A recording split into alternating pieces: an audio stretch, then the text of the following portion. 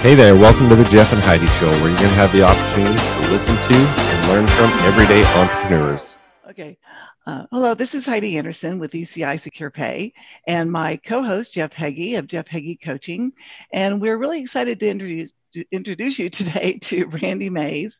And really kind of fun, we had Betsy Skinner on the show a couple months ago, and she brought Randy to us. And that's one of the things I love about this show, are all the people that we meet through other people who have been on the show.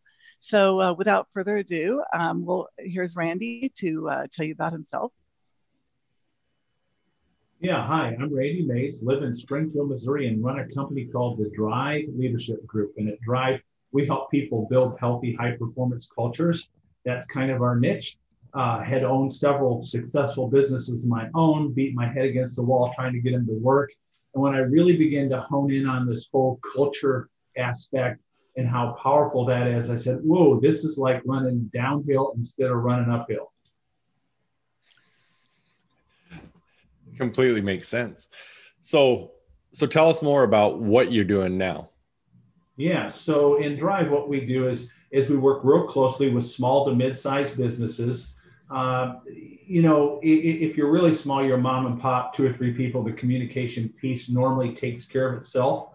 Not that there can't be problems or issues, because we all know that. But by the time you get to about 10 people, that pipe really starts getting clogged up. And by the time you get to 25, there's usually some serious pain. And that usually is the beginning of the place where we step in and begin to really help clients get clear direction on where they want to go and what they want to do together, what I call their shared purpose, and then create an action plan with them to help them get there. And so what's a little different about our approach, and in general you would call us consultants, but what's different is we walk alongside the client to make sure that we're there to help them make it happen, what they want to have happen, what they dream to have happen. So often as a small business owner or business leader, you're kind of isolated and alone, and you're trying to figure this stuff out. You even get a great piece of information or idea or concept, but then trying to actually implement that in your own business is a much steeper hill. So we come alongside them, and having started, owned, and developed several very successful businesses. And then with my education background, I have MBA, Master's of Business Administration, undergrad in psychology, have done a lot of study in neuroscience and certified in coaching. When you meld all that together and you really focus on what motivates people, that is kind of a game changer for business leaders to get where they want to go, get their people there together. And so that's our basic approach. Very collaborative, very come alongside. And typically I talk about these healthy high performance organizations. So that's an organization where the people are happy and growing, and the organization's getting exceptional results. And I think those both happen. They really, in the best organizations, they happen simultaneously. It's not either or, it's both of those. That's interesting. I'm sorry. Sorry, go ahead. Okay. Go ahead, on your LinkedIn profile, I saw you're certified in the neuroscience of conversational intelligence. And you just touched on that a little bit with what you just in your introduction, but is that kind of like neuro-linguistic programming, or what is that? No, actually quite different. So the research that's been done in the last particularly 10 years, but even 20, on what we really understand about neuroscience and how the brain actually works is just really eye-opening and phenomenal. So Judith Glaser, who's now passed, I actually was in her workshops, and she had a series of these that kind of walked you through this concept of conversational intelligence. And it was really about, from a neuroscience standpoint, not from a anecdotal stage position or from old wives' tales. How do we best communicate with people, and what's going on inside the brain? Another guy who was in that space a lot is David Rock. I don't know if you're familiar with him, but when you begin to see the actual wiring in the brain and what happens, and you line up your efforts, actions around that science, it changes everything. I've said for years, even before I did the research into neuroscience, that people rarely disagree. They just think they do. And it's absolutely true. When you actually get them engaged in a conversation, and for example, I do a lot of strategy sessions with companies. That's usually where I start. Let's figure out what's going on and where we want to go. And the number one thing that these people say consistently after hundreds of these in random companies, okay, is that we had no idea that we had so much agreement about our challenges and opportunities and the next actions that we need to take moving forward. I hear that 9 times out of 10. That's the number one thing people say. Again, back to people rarely disagree. They just think they do. They're not having the conversations. So where typically is that breakdown? If it's so similar, but it's not happening, where do you typically find that breakdown? Well, it goes right back to that neuroscience and the idea that we as humans are really driven for preservation's sake to the negative or a fear threat. So I'm afraid, big picture, all of us are wired this way. It's not a personality thing, but I want to protect myself. And I think I am wired to believe that I need to take care of myself and protect my own interests, which is not a bad thing. I'm not criticizing that at all, but when we recognize that that's how we're naturally wired, the fear threat dominates the pleasure or gain threat.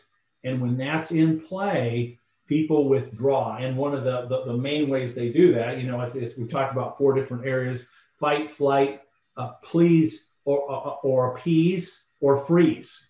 So that is one of the main responses to fear in humans. And when that predominates, they don't communicate well together and work together around a shared purpose.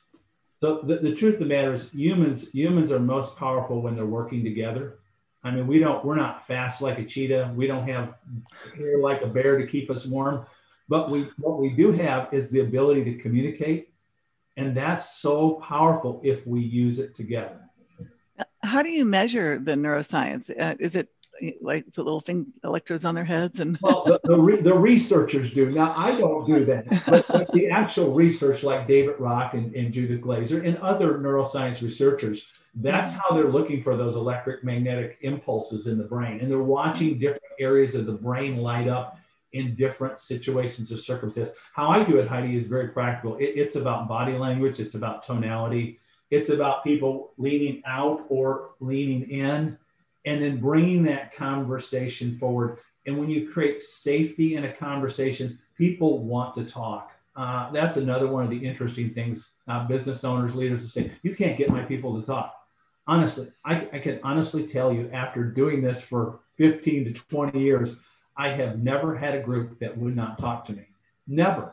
That has never happened. Now, there may be a day when that happens, but it's never. They want to talk. They want to connect. They want to communicate. They just don't feel safe doing it. Yeah. I could definitely see that, especially in larger corporations and stuff, that just the fear of saying the wrong thing and upsetting the wrong person, or it just coming out wrong and falling on their ears differently than how you meant it. And I could see where that could be a big breakdown. And then we have that negative fear filter. Yeah, we have that negative fear filter that we're putting everything through. You know, you could say something with the best intent, and I see it as a threat. Right. Right. Do you see a difference in that communication breakdown in a small company versus a bigger company? It's a little different in that when you have the big corporate structures, you have a lot more politics and there's more distance between people. And it's actually harder to break down those barriers because they're more inculcated in the culture itself and part of the expectations, the power structure. But the truth of the matter is humans are humans, and they want to connect, they want to communicate, and they actually want to work together. They're just sometimes afraid to do that. So what we specialize is getting people in those conversations so that we can figure out our shared purpose together. And once we do that, man, it's again, it's like running downhill.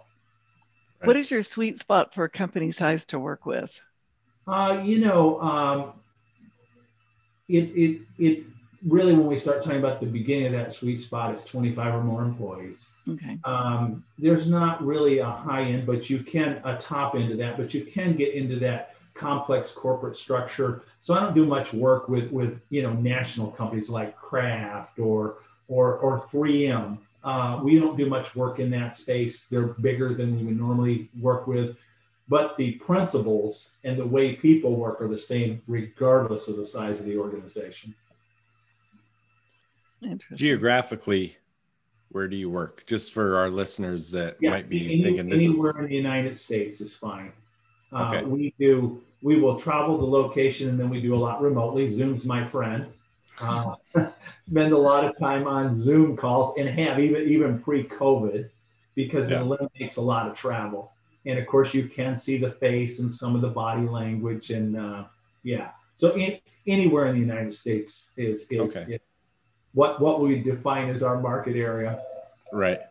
And not that I'm opposed to going to France if somebody wants to go to What would you say, for a leader of a company or an entrepreneur, business owner, what are some of the things they need to look for themselves to recognize that maybe they think things are going great and they don't realize there's that breakdown happening between the leadership and the rest of the team?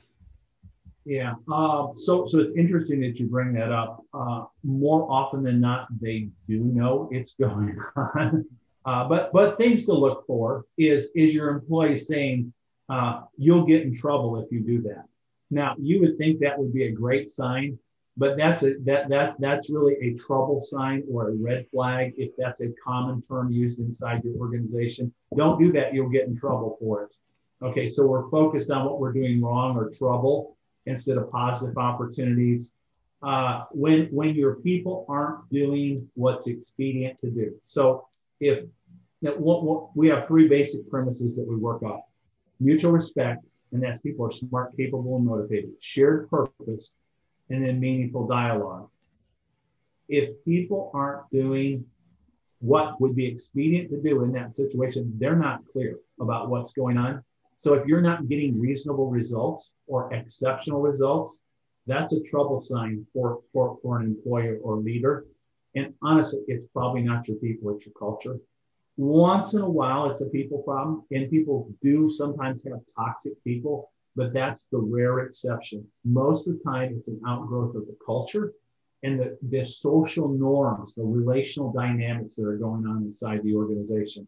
I also think happy people are a great sign, or lack of a sign. Are your people engaged, motivated, all in? If they're not, and like Gallup says, 34% of the people are engaged at work, that's a trouble sign.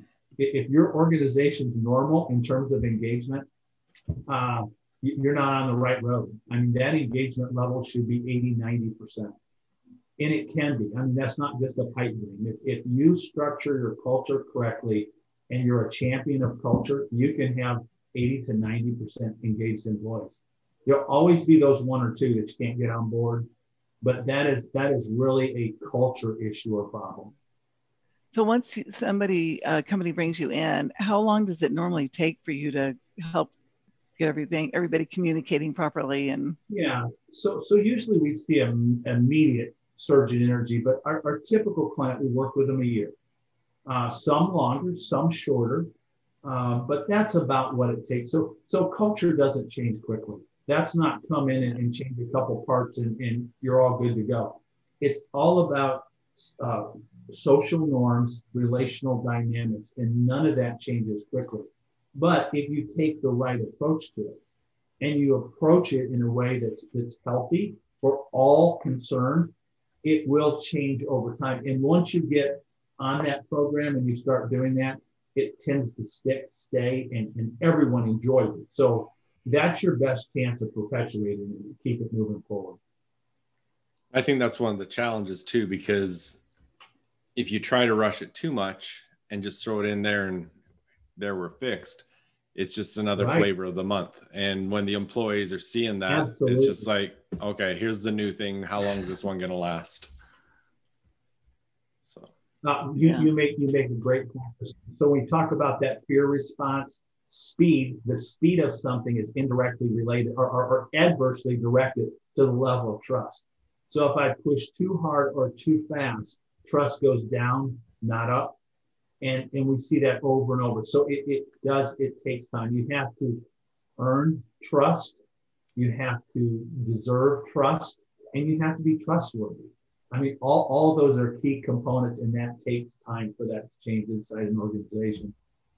I'm glad you brought that up, because that was actually my next question, is the relationship and what a leader should do on this aspect of trust. Because really you see a lot of organizations that there isn't that trust between the leadership and the workers. Yeah, it's a great point, direction, Jeff. Biggest single issue I see inside organizations is the leader themselves. They're usually the problem or the bottleneck, and they have difficulty getting out of the way. So my definition of leadership, and I've used this for years, I developed this sometime back, but it's taking people places they would not or could not go on their own. It has very little to do with the leader. It's all about the team or the people involved. And to the extent that the leader is in the center of that and being the center of attention is the extent to which that does not happen. So I constantly see leaders getting stuck on their ideas, their opinions. And one of my blogs that I write, and I send out a couple times a month, I write some original stuff that's really helpful for coaching, developing people, short to the point kind of things, is one of my titles was "Your Opinion Doesn't Matter," and I was speaking to leaders, because it actually doesn't. Your opinion doesn't matter. What matters is your team's opinion, your team's ideas. Are they bought in on it? So that's just critical. You said one of your first forays into business was you built a successful cleaning supply business, correct? Yeah, so right. Did you know all these principles when you built this, or did you learn them as part of building that? Or that was the school of hard knocks right there. and I really, honestly, I can remember telling myself, there's got to be a better way. There's got to be a better way. And I was implementing everything I knew in terms of leadership, modern leadership concepts, everything I learned in my MBA, everything I could learn in popular business books. But the piece I didn't have was this culture, neuroscience coaching piece. And it's like, oh man, I was spinning my wheels. I was wasting a ton of energy trying to motivate people around what I was motivated about instead of what they were motivated about. That in and of itself is a game changer. Absolutely. Right. Well, this is interesting. I'm intrigued by it because, I mean, for a number of reasons, for clients I work with, but also my own businesses and the different things that I've seen evolve within my own company as leadership and communication. And, you know, I think pretty much every time I've seen a real breakdown in a company has been in the communication. And, you know, that was one of our challenges when we ended up, we had 3 different locations, 2 in Canada, 1 in the US. That was probably our biggest strength, was making sure we kept that communication flowing between the 3 organizations. And anytime that we really felt like we hit a bottleneck or a problem, it usually attributed back to the communication. And so I think it's probably true of any relationship. I mean, marriage, family, you know, true. I mean, just if you don't feel like you can go to the other person and really express yourself and be yourself, then you're going to have a really tough time with it. Yeah. It's all about those relational dynamics. It is in every relationship. Yeah. Maybe you could be a marriage counselor too. I've intentionally chosen to not be a counselor or a therapist. That's why I'm a coach. So from the standpoint of an entrepreneur, from what you teach people, what's important for them to understand and recognize, I guess in 2 areas, when they're in startup position and when they're in hiring positions? What are the things that you see are some of the most important aspects? Yeah, so you bring up the startup. So an entrepreneur, what it takes to be a successful entrepreneur or startup is very different than what it takes to shift from first to second gear to third gear to build more of a corporate or larger organizational structure. Those are very different things. So I often find that entrepreneurs all in, working hard, working long hours, drive, that does help them survive. But that's the very thing that me focus is the very thing that hurts them to get getting to the next level. So I see that over and over with entrepreneurs. And when we're talking about hiring people, which I think is very interesting, I've come to the conclusion over time that everyone's a genius. They really are in their own way. So how do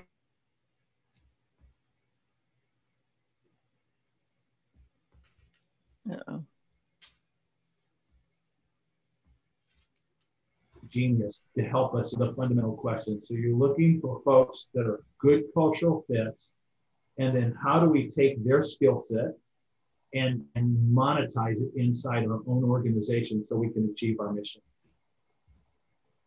So I guess having a good knowledge of this, what the other thing that Jeff brought up when you're hiring people, is, you know, like if you can read people and learn what you teach, and when you're hiring, that part of just the interview process would be probably more productive. Oh yeah. Because again, you know, if we go back to that idea that people rarely disagree, they just think they do. This dating posture that we have when we're hiring employees really isn't good for either party. I mean, what you're wanting is a good culture fit. Who wants to go to work, punch a clock for 40 hours a week in a job they don't care about or love? Because you spend so much time at work. Do something that you love, that's meaningful for you. And literally that can be detailing cars. If there's a purpose behind it, a meaning behind it, and maybe you don't love detailing cars, but you love helping people have clean cars and the impact that has on their lives, that's what you have to connect together. This why are we doing it? What's our purpose behind all this? And how do we create a shared purpose? Because if we create a shared purpose and we communicate, we're unstoppable. And it's almost true for any group you'll pick. I mean, the problem isn't, and I've really been tempted to write again, you know, these titles. Great organizations have a-holes. So it's like spicy language, but the idea is the A player. They don't focus on A players. That's not how they build their organization. They focus on the entire team being fully engaged, fully motivated, all in. And so they do have A-holes because all their other players are part of the team instead of focusing on the superstar or that one-off player. And a lot of times that's the very thing, Jeff, that keeps organizations from moving forward. They're so indebted to those heroes, those big dogs, as they're sometimes called, that they can't move on beyond that.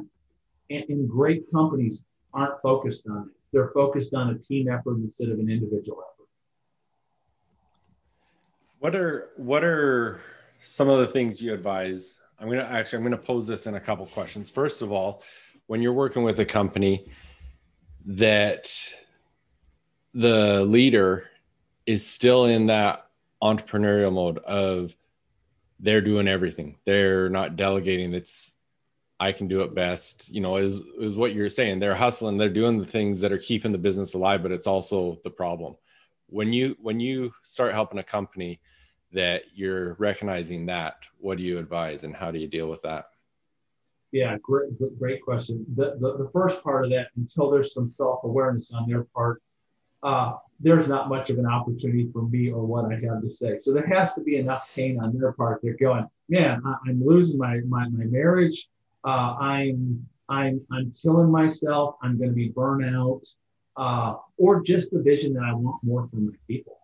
Right. When they get to that point of self-awareness, some precipitating event that makes them step back and go, man, there's got to be a better way.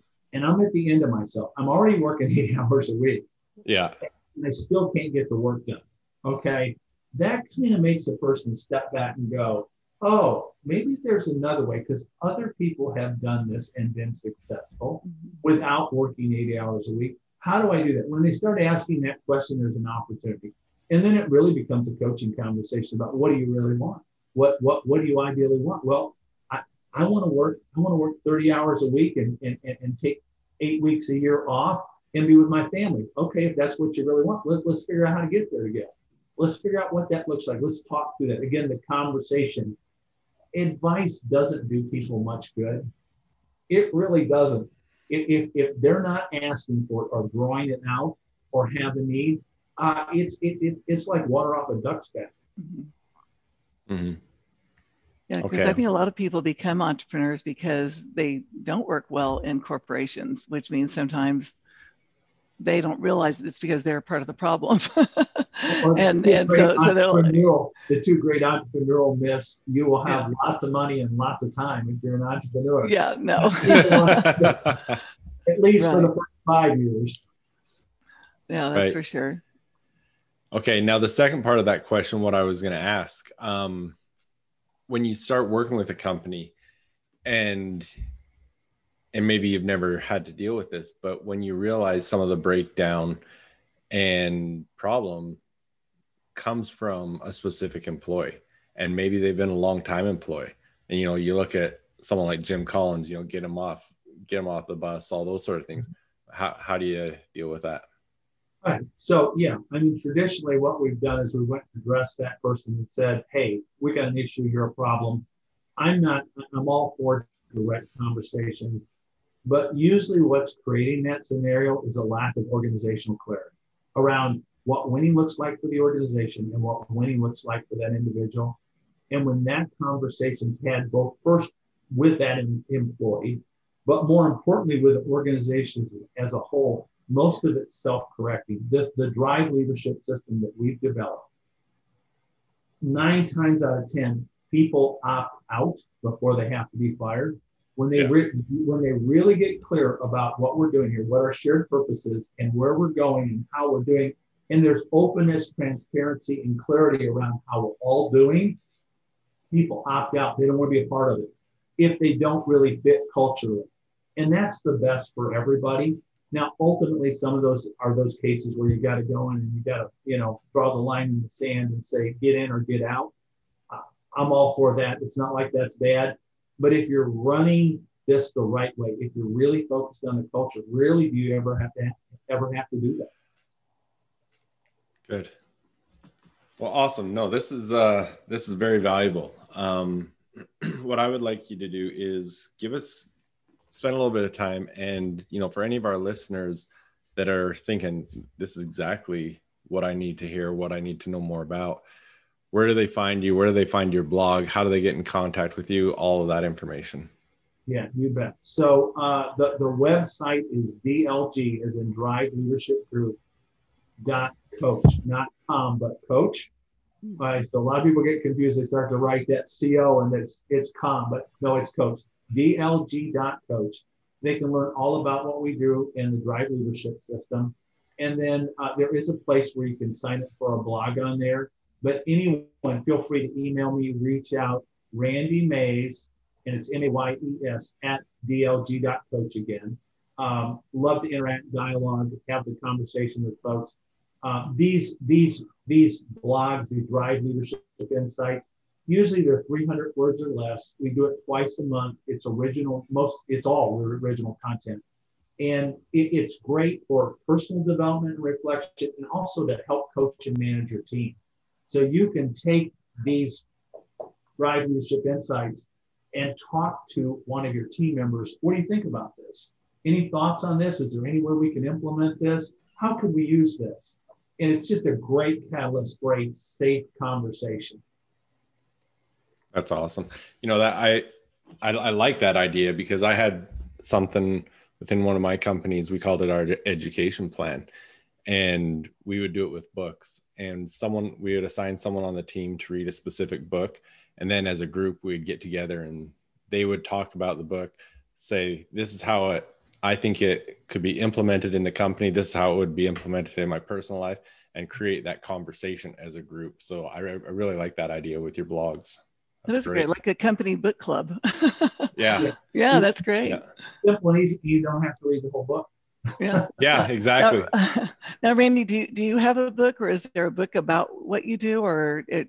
There's not, Heidi, but I'm very interested, committed to writing that book because it's a unique take on it that I don't think the world's heard about yet. So yeah, you could probably compile all your blogs and write a yeah, book. yeah. The writing the book seems like a big task, but I Yeah. feel compelled to do it. Well, that'll be interesting. We'll love to see that. So, do you have a book that's been especially impactful in your life? Oh yeah. So man, I love to read. I love leadership books. I have my own top 10 list. Of course, a couple that stand out is Good to Great. That's a great work. Drive by Daniel Pink talks a lot about human motivation. Conversational Intelligence by Judith Glaser, a great book. Quiet Leadership, David Rock. I could go on and on, but yeah, I love to read. I love ideas, concepts, and many of those I've incorporated the best of those into my DRYVE leadership system.